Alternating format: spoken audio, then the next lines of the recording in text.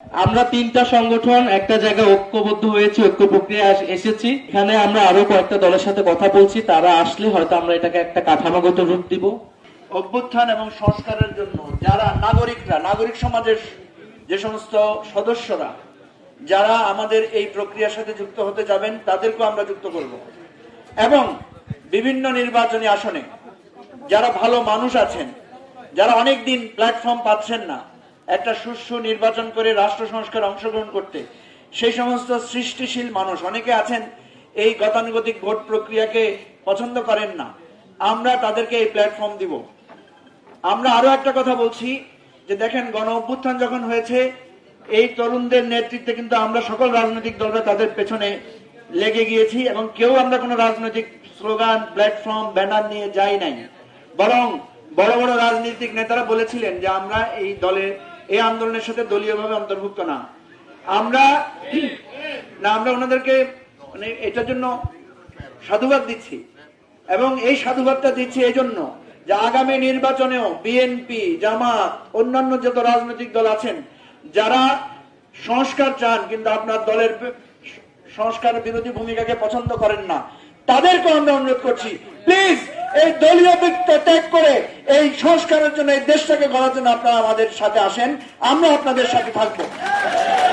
আমরা যেভাবে কাঁধে কাঁধ মিলিয়ে লড়াই করেছি, রক্ত দিয়েছি, কে কোন দলের কথা বিবেচনা করি নাই, ইনশাল্লাহ সেটা আমরা করব না।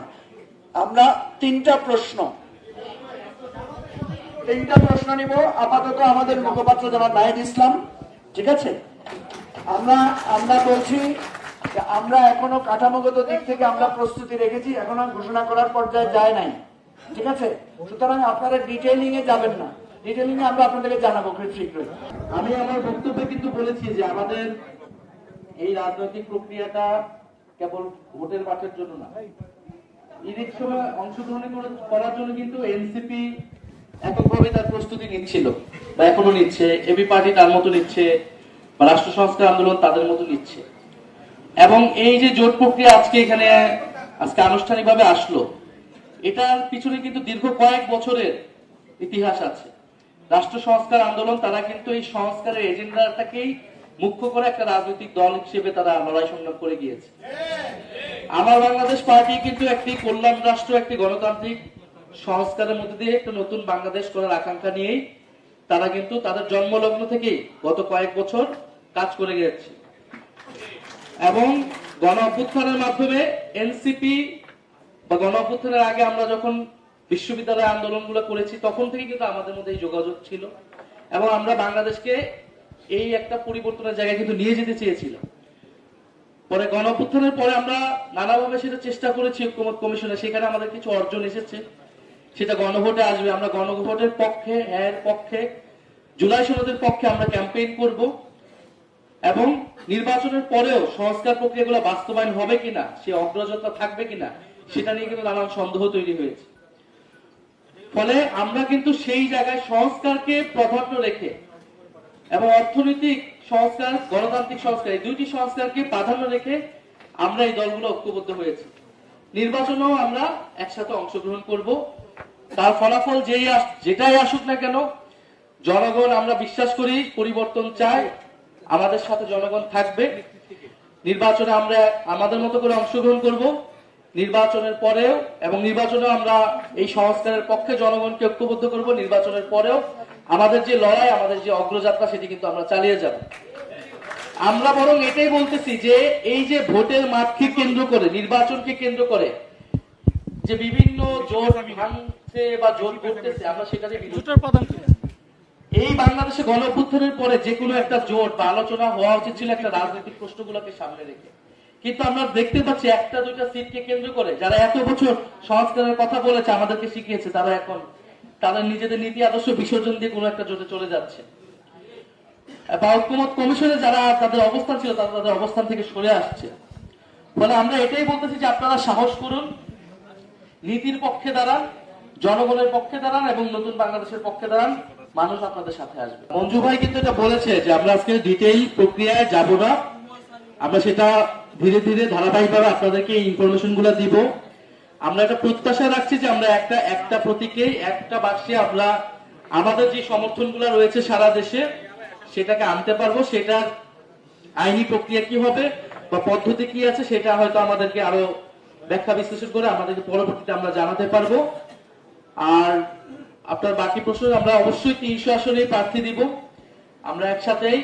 এবং আমরা বলতেছি যে শুধু রাজনৈতিক যারা নেতাকর্মী তারা নয়, যারা বাংলাদেশকে পরিবর্তন করতে চায়, গণ অভ্যুত্থানে নানান জায়গা থেকে অংশগ্রহণ করেছিল যে সামাজিক নেতৃত্ব, সব দেশপ্রেমিক মানুষ, আমরা তাদেরকে আহ্বান করতেছি যে আপনারা আসুন এই প্ল্যাটফর্মে, আমরা ঐক্যবদ্ধভাবে দেশ পরিবর্তনের জন্য কাজ করব।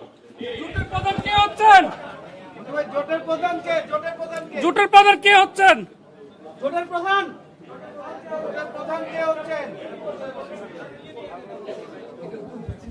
দেখেন, আমরা তিনটা সংগঠন একটা জায়গায় ঐক্যবদ্ধ হয়েছি, ঐক্য প্রক্রিয়া এসেছি।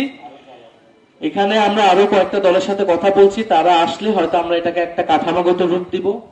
ফলে এই জোটের কে প্রধান কে অপ্রধান এটা মুখ্য বিষয় না, এই জোটের দাবিটা হচ্ছে মুখ্য। এখানে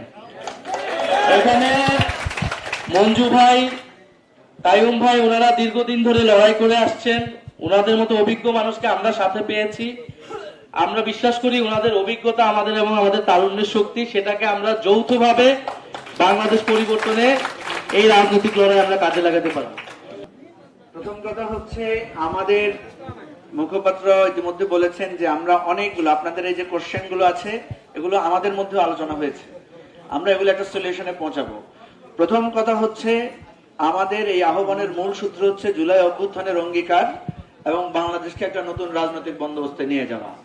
এটার জন্য কোনো দল মতের সাথে আমাদের বিরোধ থাকবে না, আমাদের এটার সাথে যারা একমত থাকবে তাদের সাথেই আমাদের বন্ধুত্ব হবে। সুতরাং এটা হচ্ছে আমাদের বেস লাইন। সেটা দল, কোন দল কি, এটা আমাদের কাছে গুরুত্বপূর্ণ না।